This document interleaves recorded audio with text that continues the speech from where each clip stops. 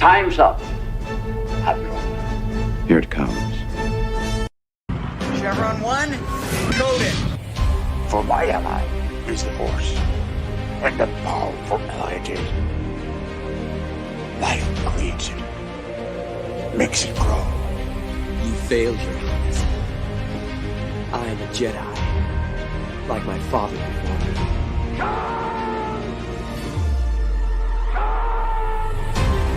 Cry havoc, and let's set the dogs of war.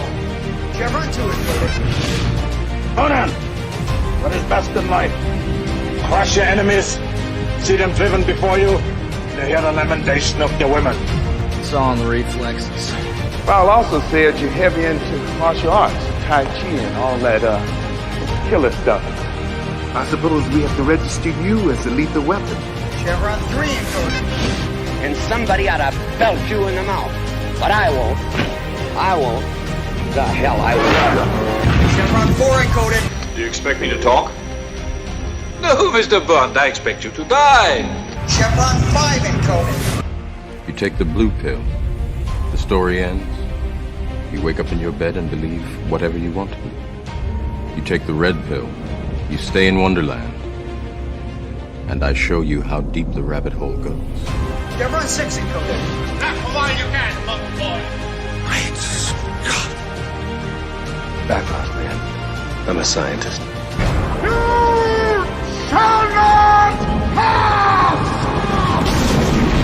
I thought I'd die fighting side by side with an elf. What about side by side with a friend? A day may come when the courage of men fails, when we forsake our friends and break all bonds of fellowship. But it is not this day.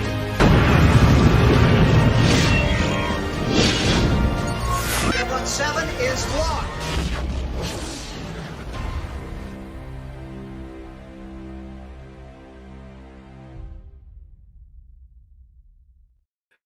Hail and howdy, everybody. Welcome back to another Saturday Night Drive-In where we're just going to sit back, relax, have a nice, easy time where there's no drama. There's a lot of drama out there, but not here. It's going to be a nice one today, guys. There's going to be no fighting. I'm not going to give an NA score on this one. Neither am I. All right. It's going to be a real score. But it's been a wild 72 hours in the pop culture world. It's been a wild 24 hours in the real world, but we're here to forget about all that. Right, Jed? How you doing? Oh, I'm doing great. I'm excited to be here because more than pretty much any other movie we've watched here, this film has the most nostalgia for me of any movie we've ever actually watched. So I'm excited to get into it. I know it's not, like a incredibly well-written one. So this isn't going to be a conversation like this is just such a deep, profound movie. It's so much fun. It's a movie. I have to smile through every second of it. It's a movie. It does its job. Although I do have some problems with the end of the third act. I have some problems. Really? Just we'll get to it. We'll get there. I watched it in two parts yesterday. I had to watch it, then I had to stop. I had to go do Ball Busters, then I picked it up later on that night. So but my thought, and here's the thing. But first of all, hail and howdy to everybody across both the chats. We're happy to have you guys here on this busy Saturday afternoon. We hope you're enjoying yourselves, whatever you're doing. We hope you're going to enjoy yourselves here. Hit that like button, subscribe to the channels, whether you're live or on the replay, and let's get on with the show. Okay, so Sahara, 2005. For some reason, the other day I said 2011. I don't know why. It was like retarded brain fart boomer moment. Hey, it's like there's like little people in my head, and they don't know their jobs. Okay, so this is an adaptation of a Clive Cussler novel, way down the line of his novels. I mean, we're talking at this point 20 years in at this point. I believe 25 years in. He had been doing it since either the I think the Mediterranean Caper was either early 80s or late 70s. I'm not sure. But this is way down the line. And I was talking to Samuel the other day, and he said there have been other attempts at Clive Cussler adaptations, and none of them have ever really succeeded. And so it's a thing. Clive Cussler books, just because you said this last week, I think you said it on Sunday, that this was not a success. No, it failed at the box office. Yeah. And this is 2005 when Matthew McConaughey was a draw, too. He was a draw at that point. So so was Penelope Cruz. She was. There's a pretty solid cast. It has a good cast. It has a solid cast. Who all do adequate, good performances. Honestly, I think the best performance is actually William H. Macy. I think he kind of gives the best performance. He's always giving the best performance in everything he does. He's incredibly talented. But his dry humor, I think, works really well for the movie. Mm-hmm. I agree. And that's the thing. This movie it's kind of a mix of genres. It wants to do a couple different things. And here's my question. I remember I've said last week, I said it on Sunday, I said it again throughout the week. I read half a Clive Cussler book. I started reading the very first one because when I was 12, I said, it was right around the time Dragon came out, and it had such an interesting cover art that I was drawn to. But my mom said, no, you have to start at the beginning. And this is me, of course. I said, beginning? I'm happy to start at the beginning of a continuity. Even at 12, I was a continuity whore. I wanted to be there. So she said, here we go. Let's go get into the collection, because both she and my stepdad were Clive Cussler fans. So she gave me Mediterranean Caper, and I started reading it. And I got about halfway through, and I was just bored out of my mind. And I think that was when I realized I like science fiction fantasy. I don't like anything else. I really don't. I don't like spy novels. I don't like thriller novels. I don't like any of that stuff. I just like my sci-fi fantasy. I like my genre. And then I think I started reading Dune. And I went into Dune, and I was happy. So I think that kind of spells it out for you, what I want to read. So having only read half the book, and then having had numerous conversations over my lifetime with my mother, who was a Clive Cussler reader, up until the point where Cussler started backing out and letting other people take over the stories for him. Okay. I feel like this movie wasn't a good representation of Dirk Pitt from the books. He's more of a serious guy with my brief encounters with him in conversations. And Matthew McConaughey's good old boy, I feel like that was really just Matthew McConaughey. Because let's be honest, Matthew McConaughey is just being Matthew McConaughey in this. He just is. And there's nothing wrong with that. It's fine. It's charming. It's charismatic. He gets the job done, and he looks good doing it. I mean, Matthew McConaughey, good-looking dude, fit, pulls off all the choreography well. But I think there's kind of a disconnect with what Dirk Pitt was supposed to be.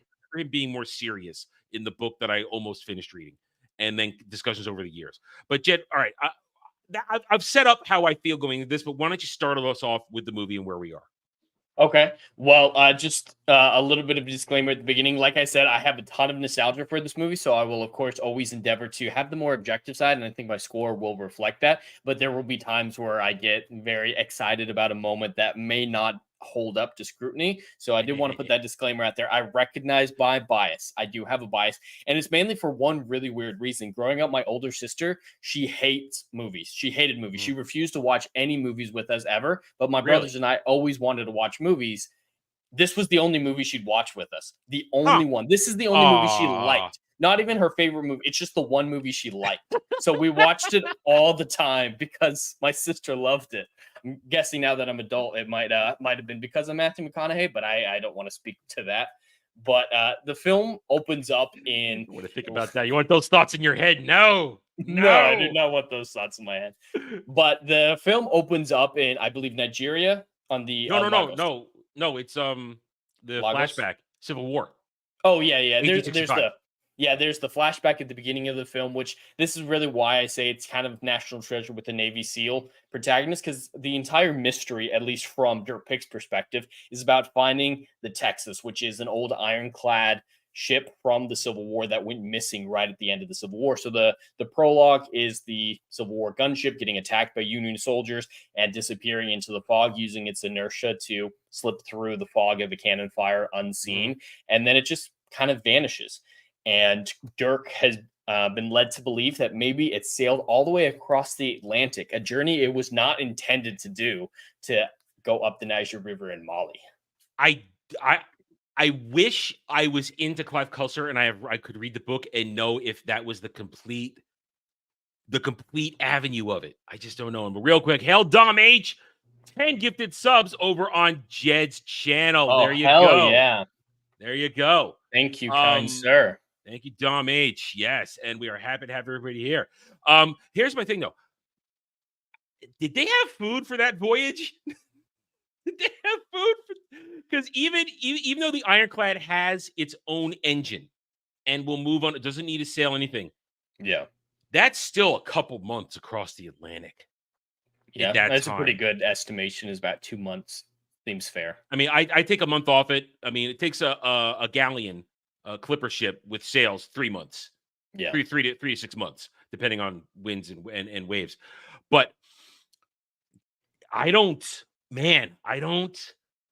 I don't. It's a fantasy thing. I know it's a fantasy thing, and I'm able to step away from that in an Indiana Jones type of situation. Yeah. I'm able to step back from that. I'm just. And there could be some heart of the sea stuff going on, a little cannibalism. There could be some fishing. They could fish. They could fish. They could fish. They could. I mean, we at the end of the movie, we see all the dead bodies below decks, but we don't know when they died. And I have to ask this too. Later on, they're talking about when the Texas made it to Africa. Was the Sahara really that lush 150 years ago? I remember looking it up once. I think it was close. Like it was still like the tail end of its luscious period, but let me look it up again. Because I don't think they'd be that stupid to get that inaccurate, but I had a hard time thinking that, man, that's a lot of dehydration in 150 years. To have a river that surged from a storm, allowing the Ironclad to drift up into the continent and then get stuck when it all dried out. I didn't think they were going to bullshit us, but I was just curious if that was accurate or not, because I didn't have time to look that up. It looks like they stretched it. They fudged it. There was like a green period where it was better. Like it's not still the sand dunes that we know of. Like they said, the rivers rose up. It wasn't luscious green farmland like he described it as, but it was still. Yeah. It was still possible at that time that there was a river there that they could have gone up. So the events could have taken place, but the description of the events is not possible. Yeah. So, but I'll give them leeway. It's fantasy, it's fiction, it's narrative, and it promotes the miraculousness of the scene. So I'm gonna let the fudging go. That doesn't. It's not a detriment to it's not going to affect my score. But I was just curious about it. I was thinking, really, 150 years? I feel like the Sahara has been kind of dry and barren much longer than that. But we'll let that go. So you're right. So we'll give it to the story. It made it across the Atlantic and vanished. And having not read the book and having not read a bunch of other books that led up to this, I'm not sure if this was Dirk Pitt's obsession. I don't know if that's accurate or not. I'd have to go. Well, honestly, I have to ask people who read it is what I'd have to do, because I don't think any sort of internet search would really give me that answer. But we'll go with it. For the movie's sake, we'll go with it. So we end up in Lagos, current day, and you've got Penelope Cruz's doctor character, who I don't remember her name. It's Penelope Cruz. Eva Rojas. Eva. Okay, Eva. Which is rough because her name's Eva and the villain's name is Eves. They're just too similar for me. Yeah, and one of the villains is a Merovingian. She's there were Merovingian. I just called them Merovingian in my head the whole movie. I couldn't help myself. But she and her doctor dude who used to be on Different World. That's how I remember that dude. He was the colonel on Different World. They're from the WHO, and I'm trying to keep my current day thoughts on who. There are some current day stuff in this. So I can turn it off and be objective. It's like, okay, this isn't bug eating Who. This is maybe a nice happy Who from 2005 who were trying to do good things. So they're off there inspecting a possible outbreak, and the outbreak is really creepy because the way the eyes look on the people who are infected, that's some proper spooky contamination effect. That's proper, and I appreciate that. I was like, ooh, that can't be right. Are we? Because I was wondering, are we going to get it all mystical in this? Because that looked like it's a mystical infection. But no, it was legitimate, regular day stuff. So they're there, and she, of course, stupidly goes off on her own and gets accosted by some dark-skinned gentlemen, because it's Africa, so they're all over there. Trying to be nice. You're doing great. And now here's the question. one of the dudes that was there, was that the Merovingian's bodyguard? Yeah, the ones who attacked her. Okay. Yeah, they actually confirmed that in a conversation between Kazim, Okay. the general, and Eve. He said, "I thought your men were going to take care of her back in Lagos." Okay, yeah, I thought that was him because wait a minute. That was the dude that was watching them at the end of the Lagos segment of the movie as they were leaving on the yacht, on the mini yacht. Okay, so that's very good. I wanted to make sure I wasn't imagining things. Yeah, and then here comes out of the water. Here comes Dirk, does manly shit, and I appreciate that. Dirk Pitt is a manly man hero. He always was, absolutely. And they get that across the movie. Manly hero, kicks some ass, and saves the damsel in distress. Good job, great. And then they take her on their big ship, and we get introduced to the rest of the crew. And tell us about the rest of the crew, Jed. Well, before we jump to the rest of the crew, I think that scene is an example of one of the two biggest problems with the movie. One of the biggest problems we won't get until the third act with the side story with William H. Macy. But for this one, there's a lot of coincidences and contrivances in this movie. Oh boy, is there! There's a lot of them, but I think one of the most egregious ones is in this scene because the one person who happens to be there to rescue her is the one person who's interested in the Ironside, and the Ironside is the way to find the source of the toxin. Like their two life's journeys at this point need each other to find the solution, and they just happen to be near enough that he could rescue her. That is a massive coincidence. Later on in the movie, were you at all thinking that the Texas was the source of the contamination? It definitely suggests that. It's for a minute. I thought, oh, okay, they're saying that somehow this is the cause. I'm thinking some rusty metal is going to be the cause of the contamination. That doesn't feel right, but they quickly gave us. Yeah, the theory that I kind of have heard about is some people's impression, just like you're saying, was that the Texas wasn't carrying gold. People early on thought it might have been carrying an early form of biological warfare, like a toxin or a biohazard that they were going to release on the Union, and that's what they were trying to keep secret, and that leaked into the water. I think that would have worked very well. That would be interesting. Yeah, and what I was thinking also is that this was that the ultimate thing was a bio attack that they were testing, but it's the reveal of what's causing toxins. It's a little mundane. Yeah. When I think about it, it wasn't as grand as I thought. It's not an evil plan. It's there's there is a bad guy, and then there's a guy who's just a dumbass. Yeah, the Merovingian's just a dumbass who he gets assassinated at the end. I don't think he deserved that. I'm just gonna put that out there. I don't think he deserved to be poisoned. Hey, the company's gonna do what the company wants to do. Okay. I mean, So all his mistakes, all his villainous is trying to cover it up, but necessarily the truth revealed isn't anything that you'd think is bad. Like he's trying to get rid of chemical waste using solar radiation to do it, and he's just sometimes sloppy. Yeah, he was sloppy. Like he's a bad businessman, but there is a reasonable logic that hey, we need to store a little bit of it while we fix the situation, and then we'll clear through our backlog. Like he very clearly says, we're going to take care of that stuff. But there was an issue with the solar panel, so we had to store it temporarily, and now we're just trying to catch up. But they didn't store it properly, and then he found it hard to believe, wait a minute, we're causing a problem? No, we're not. Yeah, that's the big problem is the cover up and ignoring the problem and whatnot. But so we'll get to the Merovingian and what's the general's name again? Kazim. We'll get to them in a minute because I have a bit of a problem with Kazim as our villain. Just a little bit. I'll get to it when we get to it. We'll get there.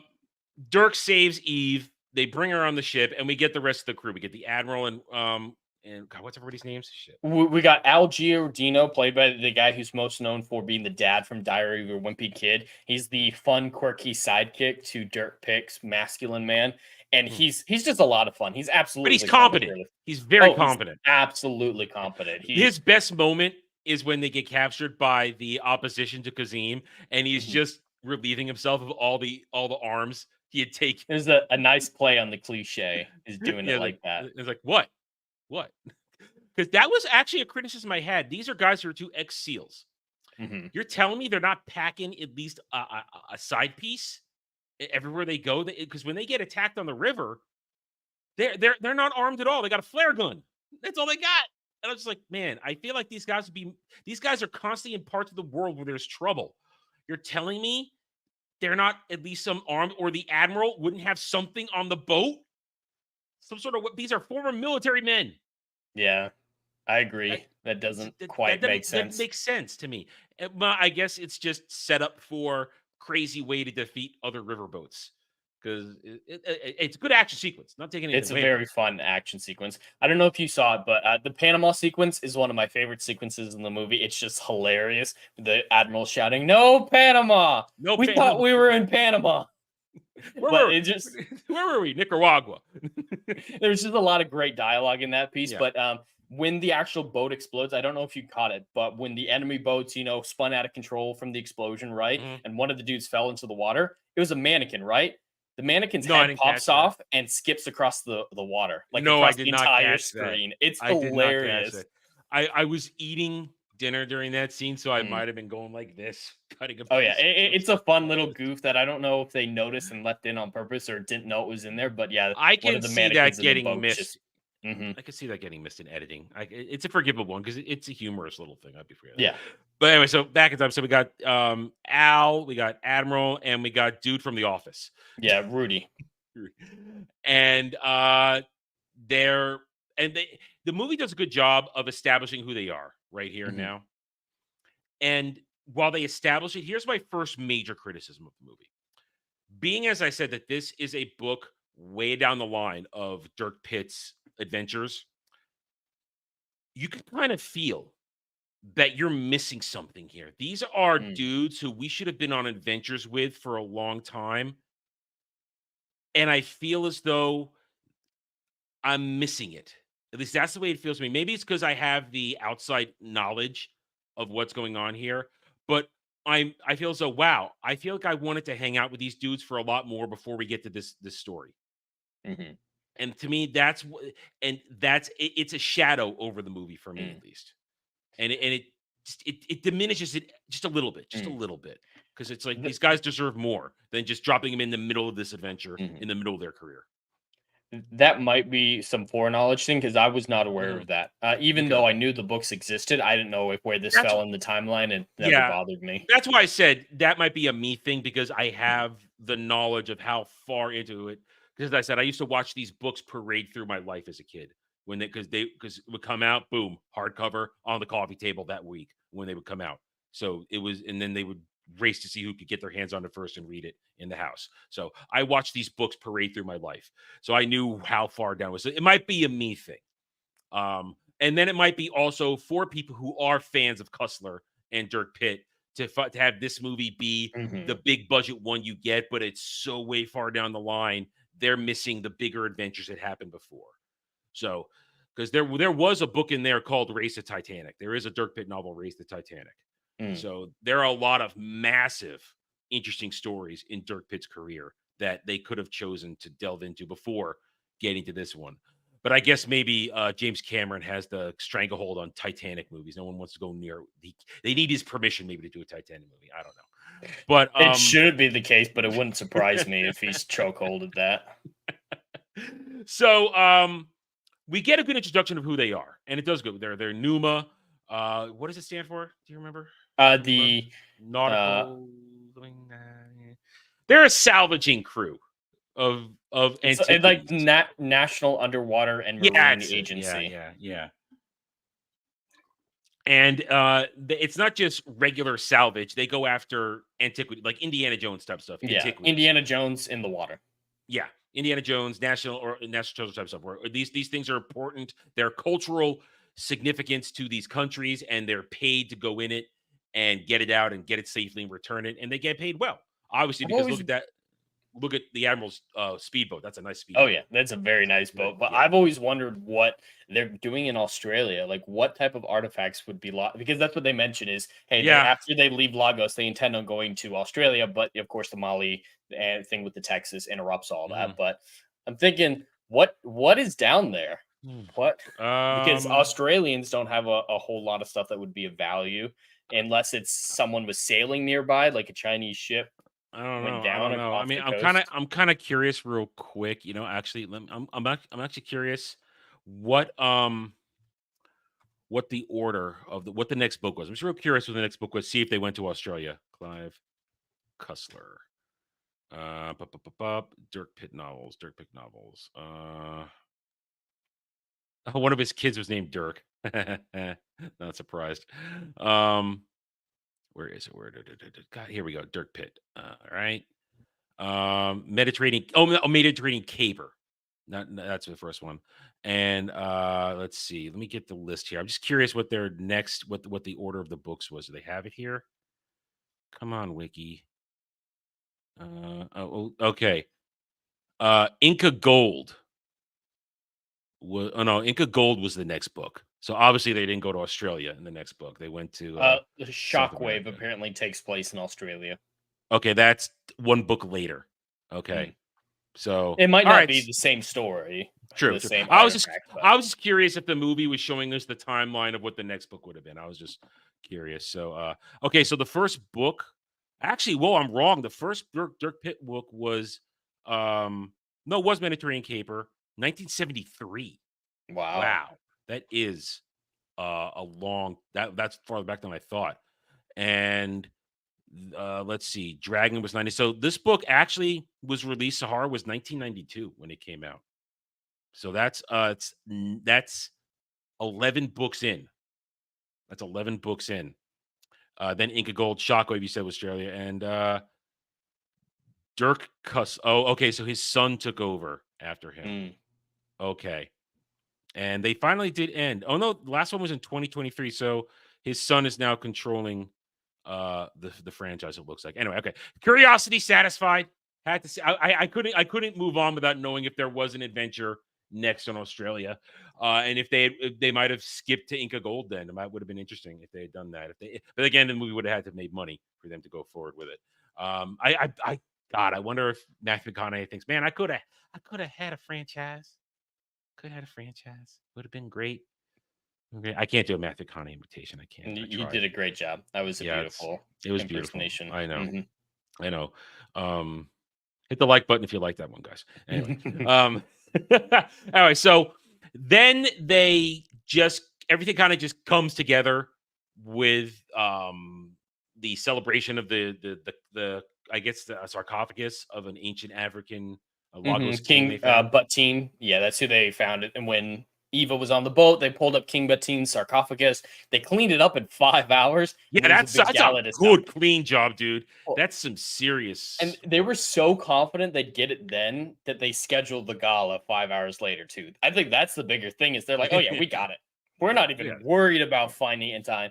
But yeah, they clean it up. They go to the gala, and Dr. Rojas, Eva, Penelope Cruz's character, and the doctor with her have been invited as guests of the Admiral because the Admiral is very well connected. He heard that they're worried about this disease that's been coming out of Mali, and Mali's a very war-torn country at this point. It's in the midst of a civil war. It is dangerous. No one comes in, no one comes out. It's very hard to get into.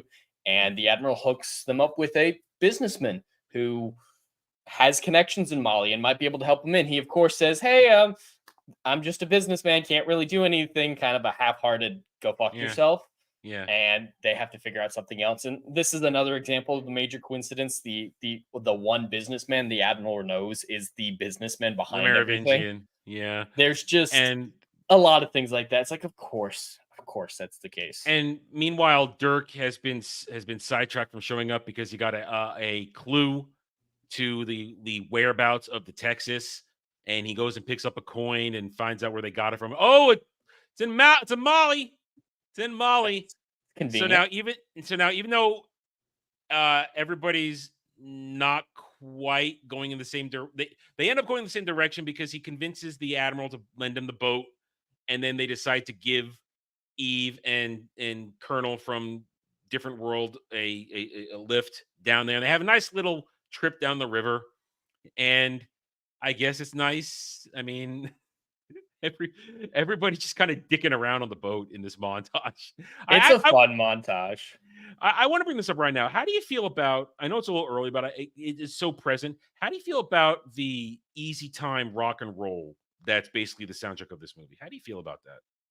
Well, it's because of this movie that I know the song "Sweet Home Alabama." That's the only reason I know what that song is. So I've always enjoyed it. I prefer the more African soundtrack that they have in the film soundtrack to the kind of rock music that they choose, because it's not, classic 80s. I love classic 80s rock. This is kind of a weird, I don't know what genre This is this is mid to late 90s. It's mid to late 90s rock. So it's not the type of rock that I love, but I think it works. It makes sense for Dirk's character and them. It makes sense for Matthew McConaughey, is who it makes sense for. That's what makes this sense. version of Dirk. But I absolutely adore the soundtrack to this movie. I really like it, especially the African bits. I was okay with it. I just felt like sometimes it's like, oh, suddenly here's more rock and roll. It's like, oh, come on, no, can't we have actual music score for the movie, which had echoings? At times, it really sounded like they wanted to have a James Bond tone to it. At times, with certain scenes. And at least that's what I mean. I love the original soundtrack to the movie. The side bits into other third-party music is okay, but when they make their own music, it's really good. Like in that montage that you're talking about, the African pop song that they do, I really like that one. Yeah, it works. It's just sometimes I felt they should have just pulled back on the rock a little bit at times for me. It didn't fit the moment, but they wanted to do it because, hey, I'm Matthew McConaughey. That's how I felt. The reason it's there. So they're going in, everybody gets to Molly and they go their separate ways. Oh, before they do, they stop at a gas station on the side of the road, basically, and they go to a gift shop. I want to point this out. So, Penélope Cruz is just looking at some seashells, looking at some pretty things, and Dirk buys her these angel wing clams. They're just these white, really long, kind of angel wing looking clams. And he's telling the story, and it's so romantic, and she's thinking, oh my God, he's so handsome. He lied to her face. Those angel wing clams are available all around the Atlantic. They're like, you can get them. I mean, they're not common, but they're like, even in Scotland. They're only in this river right here. No. No. Yeah, he bullshitted her. He was full court pressing her the entire movie. And listen, she was willing. She was perfectly willing the whole time. I do appreciate Eve as an overall character. I'll say this, because she gives the nice mix of a woman in this type of situation where she gets tossed around throughout this whole movie, rightfully so. But every time she gets in a bad situation, she does what a woman should do. She will kick a guy in the nards. She will throw her entire body on it to change situation, but still gets treated appropriately. She is not 90-pound woman taking down men twice her size. So especially without any training, she does. Yeah, her choreography makes perfect sense for her size and her training experience. Either grab a nearby makeshift weapon, kick a dude in the nuts, jump on him and strangle him with your bindings to try and choke him out with all your weight possible, or at least to throw him off balance. It's believable. And I think that stems from the fact that Clive Cussler wrote believable characters. This is an era and a dude and a writer who understood, I'm not going to make 90-pound kick-ass woman in a real world situation, because this is a real world situation. There's no fantasy element. She hasn't taken a super drug or anything that she found to get crazy. She hasn't jacked herself up. No, she is literally just a doctor who has gotten into a situation that's way over her head. That's what she's done. And she needs the big, strong men to save her. And there's nothing wrong with that. Nothing wrong with it. Because she's still competent. Like, she has a niche. She's a medical professional, and she's very good at it. Yeah, like she's not pointless. She drives the investigation. No, that's what I'm saying. Is I'm agreeing with you. I agree with you. Very well balanced. Yeah, and what I want to do is compare it to Dermy and I just did Gundam Unicorn on Anime Odyssey on Thursday, and there was a female character in it. Now, of course, this is science fiction, but still, there's a female character in it who is supposed to be this great character. She serves no purpose. She's literally just moved around the entire story as a MacGuffin device as an excuse for people to go from one thing to another. Whereas Eve may be the reason that Dirk decides to then, after they discover that there's a problem, they're going to be in trouble, and he and Al pick up shop from their dead end with the search for the Texas. It's a good reason, because she's actually there doing her job. She's doing her job, looking for the source of this possible plague. And they go there, and it's still worked into the story nicely. She's not kicking ass and taking names, like we said. Because now my only problem is, man, they made great time get to that village just in time. That coincidence Yep, another example of it. Camels caught up what cars did. Yeah. They got there real fast. I mean, and yeah, we skipped over the boat thing, but we already talked about the boat fight on the river. It's a great boat fight, but it's yeah, good. Yeah. A lot of great comedy in that sequence. Yeah. We already talked about it, so we skipped over that. We already talked about it. So Dirk and Al arrive just in time as she's about to get discovered because her colonel, who used to be on different world, doesn't give her up, and he just gets ganked by Kazim. I want to talk about Kazim. So this is our second introduction to Kazim because we saw the Merovingian during this period of time tell Kazim that people are getting close and maybe we ought to, lighten up on what we're doing because we might get found out. And Kazim's like, no. And so Jed, what is Kazim like, essentially? I mean, as our evil general bad guy. Well, he's a warlord. He's kind of the stereotypical warlord. He's in the midst of a civil war with a very guerrilla warfare type people. So his, very hard military stance isn't super effective against the Tuaregs, is what they're called. And we've seen these types of conflicts throughout human history. Kind of echoes the Revolutionary War, where you have guerrilla warfare type stuff against a perfectly organized, disciplined military. Don't always go as well as you'd think it would. So he's not in a losing fight by any means. The Tuaregs are definitely on their back foot, but they're so versatile. They're blend into everything. They disappear and live off the desert so well that he's having a very hard time controlling this new country that he's got, because I believe he shot the president. I believe that's what they said, is he shot the president. If he did, I missed that. And took over, had a coup, took over the government. And he needs a way to fund this endless war with the Tuareg. So he gets into this business partnership with the French businessman who's the Merovingian to help fund the war to a certain extent.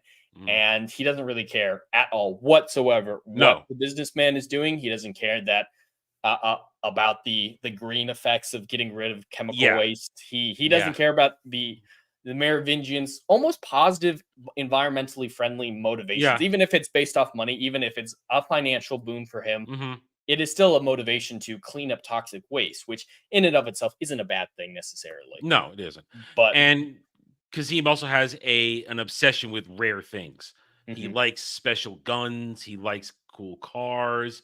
He likes the finer things in life, because he says the gun that he uses to kill a colonel from a different world with, its ammo costs 27 pounds a round, and he doesn't, and that's how rare it is. And my problem with Kazim is this, and I'll say this now since we're talking about it, and this is we saw him introduce Merovingian when he says, get it done. And now here he is on the ground trying to get it done himself to root out the doctors because he wants to know where Eve is. But overall, my problem is this. As our main villain, it's one of those situations where our main villain never comes in contact with our hero and doesn't actually have a beef with our hero. I mean, he and Dirk, they literally are strangers passing in the night every time they're near each other. And so, and for Dirk even to have any knowledge of Kazim later on, it just kind of feels weird. I mean, he would be aware of him. Be aware of it, but it's just that I think there's tension missing here. I mean, this is a type of situation where Dirk Pitt was in his creation. I mean, Clive Cussler created him as kind of an alternative to James Bond. James Bond always has something to do with his villains. In this case, Dirk has no connection to the real villain of the movie. They're just he's kind of the antagonist, and that's kind of a problem I have with it. There's just no connect other than I'm saving the girl and saving essentially the world, as we're going to find out very soon. But it's just there's no tension for hero to villain for me, and I feel that that's a missing component for me for this. Just for me, I want at least have a moment where it's like, hey, screw you, buddy, when they're captured. Because when they're captured, you think for a second, oh, he's going to come face to face with Kazim now. No, they're going to get tossed in the middle of the desert and wander around in comical fashion. Run around in comical fashion. But anyway, so they're going to save Eve when she gets down. I do want to respond to that. Okay. So, go ahead. I actually have a problem with the James Bonds when they constantly make a personal connection with the villain.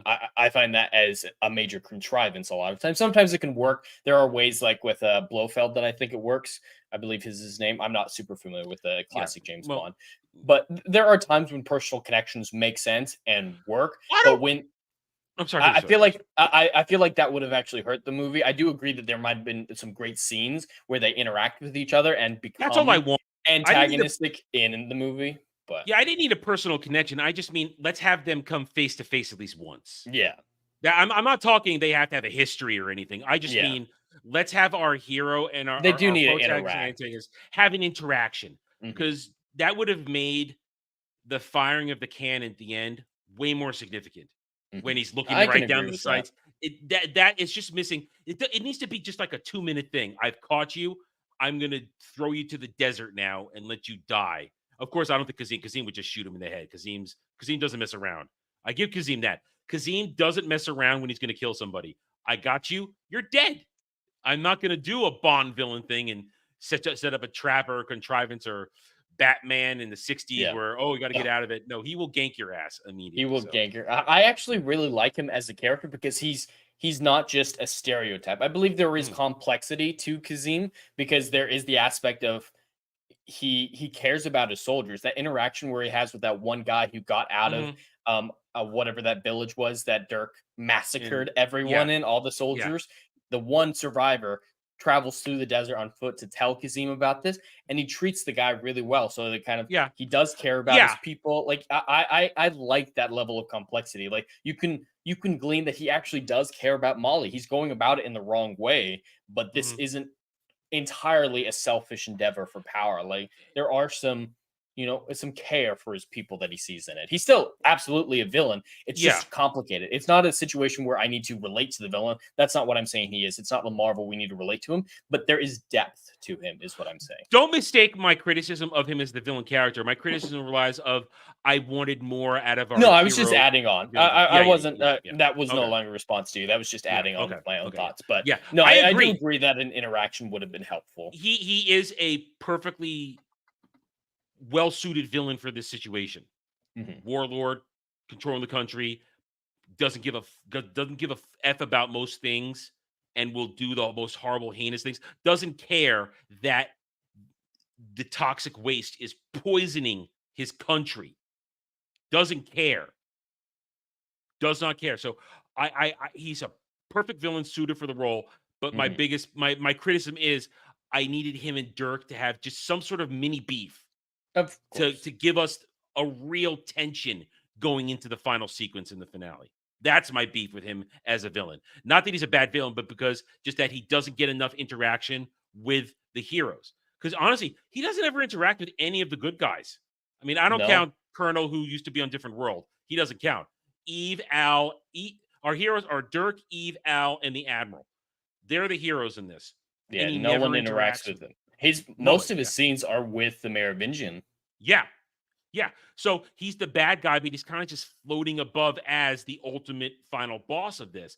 And I just wanted something. I feel like the Merovingian's the more personal connection villain that they were trying to go with. So, and he's not even. I can see why he's Merovingian's villain because he's not. He, like you said perfectly earlier, he's trying to do an altruistic thing while making a profit. He does have a desire to do something good, but he's just careless and sloppy and bad at his job. And because it shows you, he doesn't turn Eve over to Kazim when he captures them when they're trying to sneak into the solar complex later on. So back to where we are in the actual story. Again, we're jumping around. You guys know we do that. They rescue Eve, and then they are gonna just continue to go down. They get picked up by how do you pronounce it? To the the Tuaregs. Thank you, Tuaregs. And coincidence number 4 or 3 or 4 or 7 or 7, I don't know. There's a lot of them. They're in there, and they are trying to convince the leader of the Tuaregs what to do, but he's a very reasonable guy. And like you said, he knows he has his fight, but he doesn't want to lose his own men because he can't beat the heavy artillery and machinery that Kazim has. So even though they have numbers, they can't. It's negated by tanks and copters and heavy armor and heavy machine and heavy weapons. So while they're all talking there, Al's playing soccer with the kids while Dirk is talking and Eve is checking on the sick people who are now, we see there's dozens of them. And during this, they find out that it's not a plague, but a poison. It's a poison. There's toxins in the water. There's toxins in the water. Al's playing soccer with the kids, and he loses the ball, and it just I know I can picture you watching this for this run, and you're thinking, oh man, I talk coincidence all the time. Adam's gonna just jump on this. Oh yeah. As the ball rolls into this cave, and here's this perfectly preserved art piece on the wall of when the Texas floated upstream during the lush days of the Sahara and got stranded near a fortress. It's so coincidental.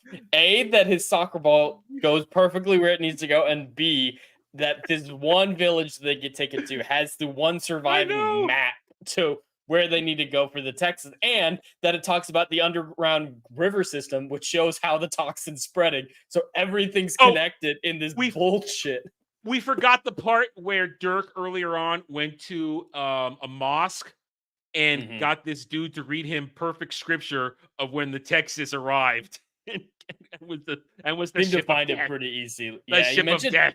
And that's, I think, one reason why people like you often assume that the toxin is because of Texas, because it talks about in that manuscript of the mosque at the beginning that when the Texas showed up, it killed 300 people. It's sent a plague throughout the land. And obviously there are explanations for that. That happened a lot when people would immigrate in the early years when, when Columbus brought over new diseases to American whatnot. So that's the actual explanation, but it is not unreasonable to assume, hey, all these dead people died then. Now all these dead people dying now. Is it connected? Like you wouldn't be wrong to assume that there might be a connection there. But it's just all this coincidence. And then Dirk comes down there. Oh my God, it's my lucky day. I found it. Here we go. And look at this perfect fortress that's going to be a landmark that will still be standing right there in the middle of the desert where we're going to find it. And it's like, what? What? Unbelievable. I know. I don't know if it's like this in the book. I do not know. So I cannot compare or contrast that. All I know is in the movie, it's just, well, okay, we have another direction where we're going to go. And then they go all the way out there and they find it. And then they see this. Oh, it just so happens the solar tower is right there. It's right there. Within eyesight. And it's an underground river system. It stretches for miles and miles, like hundreds of miles. Hundreds of miles. Like it is reasonable to try to find the Texas because that'll get you on the river at least. But then to be within eyesight of the contaminator is just baffling. And in this, finish your thought. Oh, and just later on when they do actually find the Texas, they don't explain how we knew it was in that one specific dude. That's what I was going to say, right? That's what I was going to say. How did he know it was right there? Like, I get him getting in the ballpark, but he specifically has him throw dynamite exactly where it is to get the sand off of it. The mural showed it stuck in a mountain, but really? I mean, there was even a big stretch of land and he picked the right stretch of that big area of that mountainside.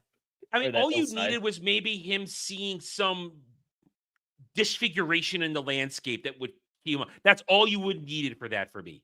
Just or some of it still poking out of the sand. Yeah, something that isn't right that he would have been like this, in the middle of the chase. That would have cued us. Okay, that's what's doing it. And but as he got the plane inside the fortress. Say, Ava, I hope you don't throw like a girl. He knew already.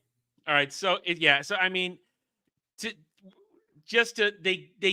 instead of looking for it, they decide to go look in the solar fortress, and we discover that it's the toxins. They all get captured. Ava gets captured. They get tossed out into a truck. They escape in the desert. But here's the thing I want to talk about now.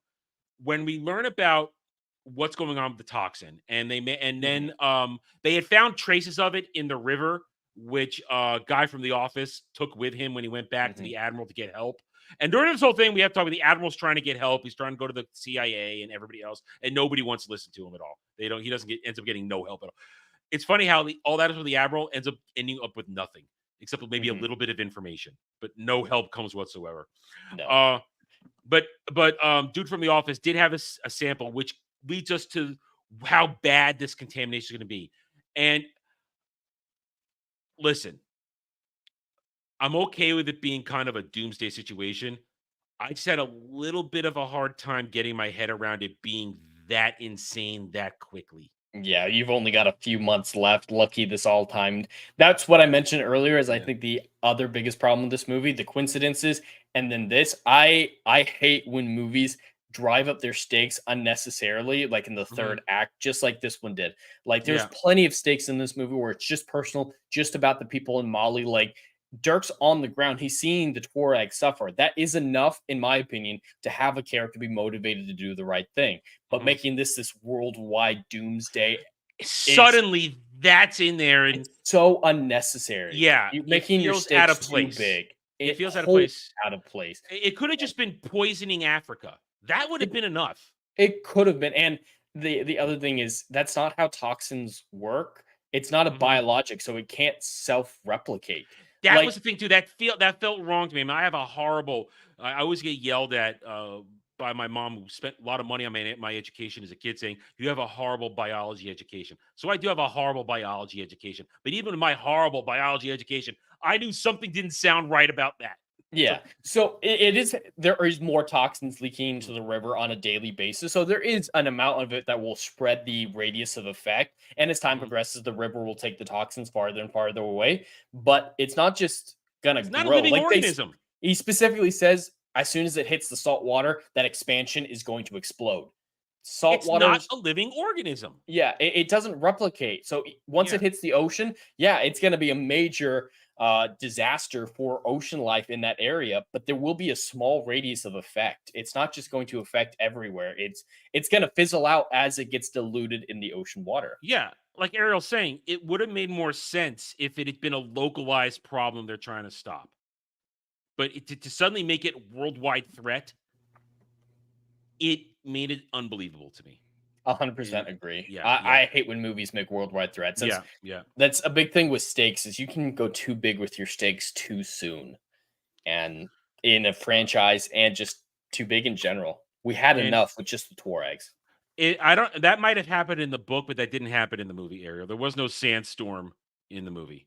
Yeah, it got covered by the sands of the 150 years. Yeah. Since the Texas got stuff, there. Yeah, natural just over 150 natural. years. And then Dirk guessed where it was, threw some dynamite on top and blew the sand off it. Yeah. So, and eventually after Dirk and Al escape in a kind of a silly thing with the dislodging the bed on the truck, and then there's a little comical stuff through the desert, they find a crashed World War I plane. Not a World War I plane. Is it? I don't know the physics on it. Turning it into a sand sail. That's the most unbelievable thing in the movie, and it's for like a 2-second gag. Like I can totally buy that there was a toolkit in there that they were able to cut their handcuffs. Yeah, I can buy that. I can buy that, but the windsurfing on it, there's no way. Suddenly they're windsurfing. They found solid, not sandy ground to wheel across. Suddenly they're not in dunes anymore, but it's rock face. You're stretching it. You're stretching it, movie. I'm still in there, but you're stretching it. And then how they talk the dude at the convenience store they find into taking his car. They go to the Tuaregs, and he doesn't want to help. The leader doesn't want to help them, but he convinces the leader of the Tuaregs to go in there just to free the dudes that have been captured and have been working the toxic waste.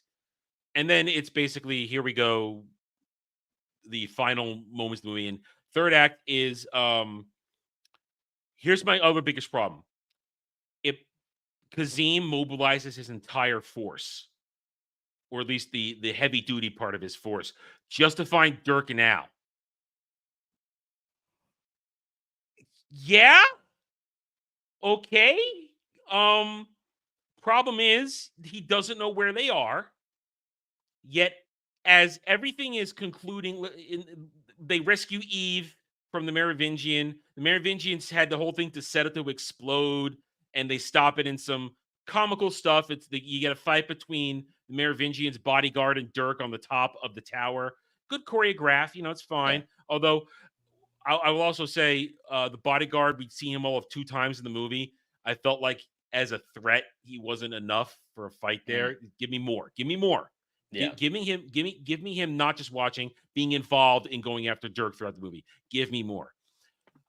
So and after a fist fight, Dirk wins. Eve is happy. She's ready to jump him right there, but they don't have time. And they're now leaving. But then suddenly, Kazim is there with his copter and the army not from behind. Jed, how is he there in that moment? How is he there? I mean, he is in a helicopter, so he might have seen them driving away. No. Wherever his base was, we have no information that he knew what was that Dirk was had caused a problem. Gone back tower. Yeah. He just thought they were in the desert. That's right.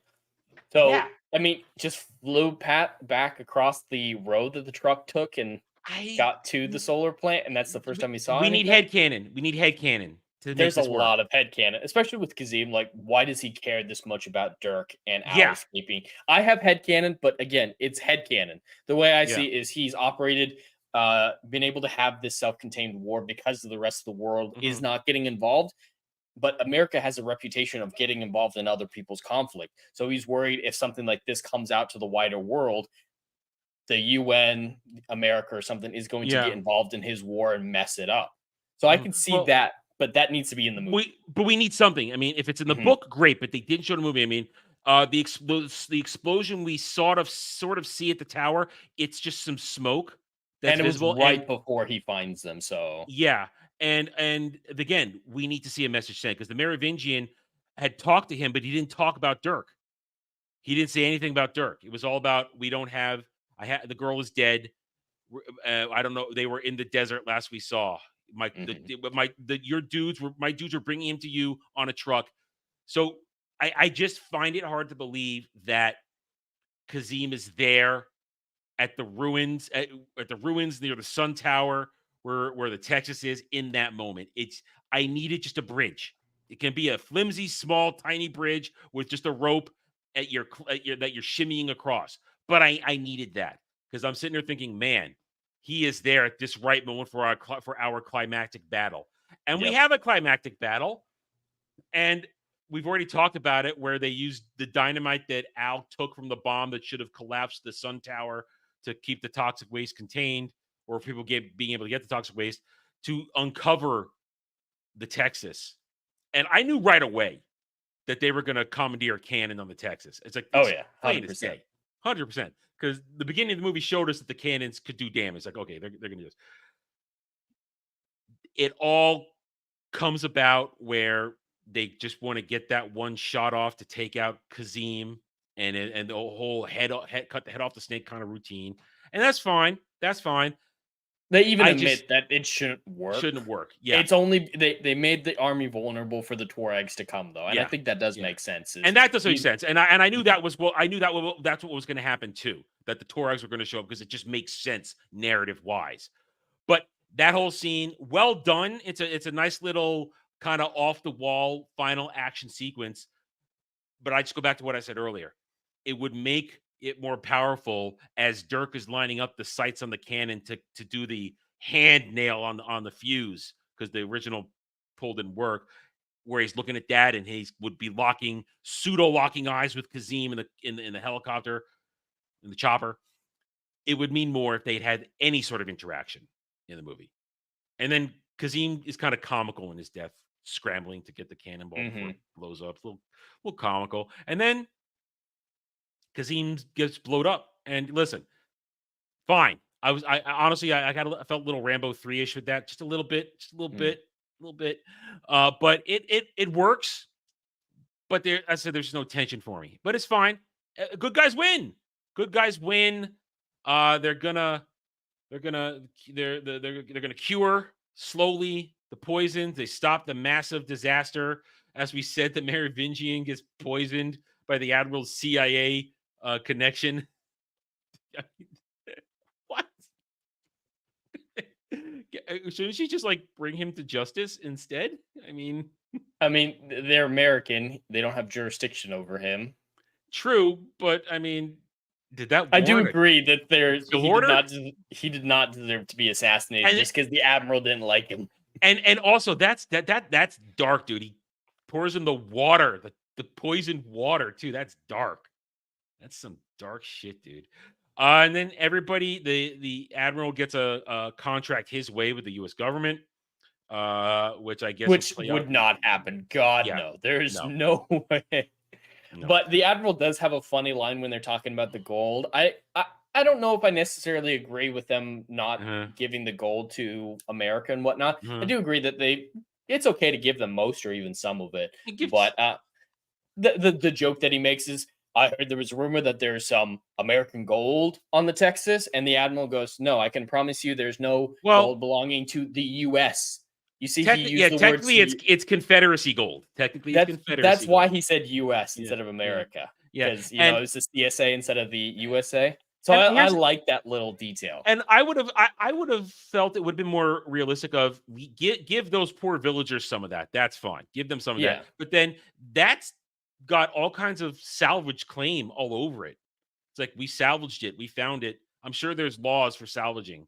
Maybe not on the land, but I'm sure there's something akin to that. There's probably something where they could have taken it and used it for their own company. I don't know. Maybe it's just because I want money and I see money just being handed away like that. I'm like, I'm not going to give it away. At least gave him the car in exchange. Yeah. And apparently that is a thing for Dirk Pitt. Dirk Pitt is a car guy. He loves classic cars. So that is a Dirk Pitt thing. And then Dirk and Eve go to her place in where was it? Monterey. They go to her house in Monterey where they're gonna have sexy time on the beach, and he's gonna be a sarcastic dick, and she's gonna love it. Happy ending. You do throw like a girl. Yeah, you do throw like a girl. And then happy ending. Hey, and then Dirk didn't go on any more movie adventures because this didn't do well enough to create a franchise. It's not that it just didn't make money. It didn't even hit the budget. Like, we don't even have to do the math with the marketing budget. Yeah, we don't have to talk about any of that. It just did not even get its own budget back. I think part of it is that, if I remember correctly, back in 2005, when this was happening tangentially, the Clive Cluster fan base rejected this movie outright. They just said, this is not Dirk Pitt. This is not this book. It's not, why are you doing this book? Why don't you do that? I remember hearing that kerfuffle in the zeitgeist at the time. And that probably had effect, because one thing that we know in current day stuff we talk about all the time, the smartest thing to do is appeal to the original fans. Appeal to the original fans of something. If you give them enough meat on the stick to make them happy, they'll be your best ambassadors. They'll be your best cheerleaders. They will then go out and push it, and people will love it. But either way, even though it wasn't a financial success, even though it isn't really an accurate Dirk Pitt adventure, this is still a fine little movie. It's very fun. I mean, listen, I watched it eating dinner basically, if I'm entertained enough while I'm eating dinner that I'm not bored, good enough for me. I didn't waste my time. It was something that, and then finishing my night, because I finished my night watching it after that. So it was all right. I had a good time. So, Jed, it was your week, so you get to score it first. So, like I disclaimed at the beginning, I do have a lot of bias when it comes to this film because my nostalgia associated with it. But I hope I'm going to give it a fair score because I do recognize that there are a lot of, especially contrivances with the movie, and I do see upping up the stakes to that ridiculous of a degree, that last minute, as a flaw, not just a stupid thing. It's genuinely a flaw in my opinion. So I feel like I'm being pretty fair when I give this a 6 out of 10. It's a hell of a lot of fun. You're going to enjoy your time watching it, but you're not going to be like, mentally edified by how complicated and how well written it is or anything like that. It's just a turn your brain off, have fun, have some good laughs type of movie. I'm pretty much right there with you. It's what movies are supposed to be. Adventure fun. There was, even though, as we said earlier, we have a certain perspective on the Who in modern current day 2020s. There's no ideology being pushed in this movie through that. No. There's no anything. Even when they're talking environmental stuff, they're not talking environmentalism. Yeah, nobody wants toxic waste in the water. That's a very good message. Everyone agrees that that's bad. Everybody thinks that's bad. Nobody likes a psychopathic dictator crushing people, willingly poisoning people. Everybody likes to see a masculine man rescue the sexy girl and have an adventure and win the day. It's all fine. And my criticisms are basically him zero. The coincidences in this are really thick. I have to go, okay, fine. The biggest one, that ironclad makes it across the Atlantic and people are still alive by the time they get there. Forget even food, drinking water. That alone. So I put it aside, and I said it wouldn't affect it, but I put it aside. But I'm with you pretty much. I give this a 7 out of 10. It's a solid movie. It does, as a movie, it does nothing wrong. I mean, the performances are all fine. The cast is good. The writing and dialogue is about what you expect in a movie like this. A lot of quips, a lot of sarcasm, a lot of witty back and forth, a lot of one-liners, a lot of banter, and it works. But for me, it loses the points in that because the Dirk and Al relationship, I want all those stories that came before to really make me feel comfortable and enjoy Panama. Yeah. I mean, that's just they got more chemistry than Penelope Cruz and Matthew McConaughey. Yeah. So I want those adventures before we get here, and that's what I feel is one of the biggest detriments to this movie is shit has already happened, and because this is, as we said, the 11th book in the series, more happened, and they should have started earlier on. You don't have to go all the way back to the Mediterranean caper. You don't have to do that, but don't start here. Literally, book 11 out of 23, literally in the middle of the franchise. At the time, it was not the middle of the franchise. It was because it's 2005. That was book 11 was written in 92, as we said. But I feel as though they should have chosen a better entry point because a lot of these franchises have their success rate based upon entry point.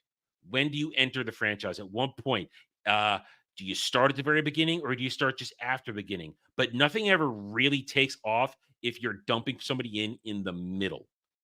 And I think that's what kind of didn't work here. They tried to do too much to get you caught up. And I think the book fans were the ones that said, yeah, that didn't work. And we don't support this in the end. But it's a fun movie. I recommend it to watch. It's a nice dinner theater movie. It's a nice evening of fun. You're not going to regret your time. Unless you have nostalgia for it like Jed does, you might not go back and watch it a lot. But I could see it being on somebody's shelf as just a good time, put on, feel good movie, not really think about it, turn your brain off. And I'm okay with that. So I'm okay with it.